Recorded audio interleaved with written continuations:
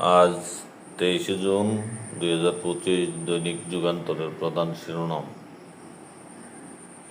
পাগলা ঘোড়ার গতিতে বাড়ছে মন্দ ঋণ।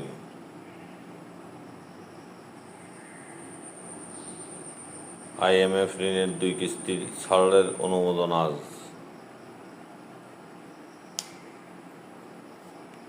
ফ্যাসিস্টের দোসরের হাতে 300 কোটি টাকার প্রকল্প। এবার গ্রেপ্তার সাবেক সিইসি হাবিবুল আউয়াল।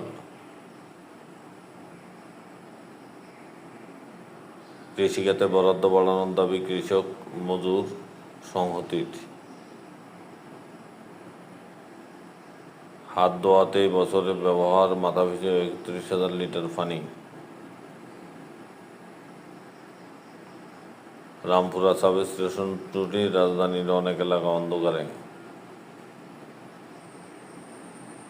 ফ্যাসিস্টদের পৃষ্ঠপোষকতার অভিযোগে 7 দিনের আলটিমেটাম দাবি প্রবিসিকে।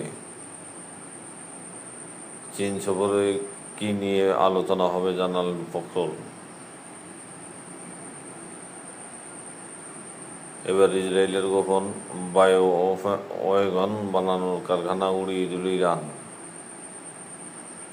সাবেক সিইসি নুরুল হুদার ডিবি কার্যালয়ে।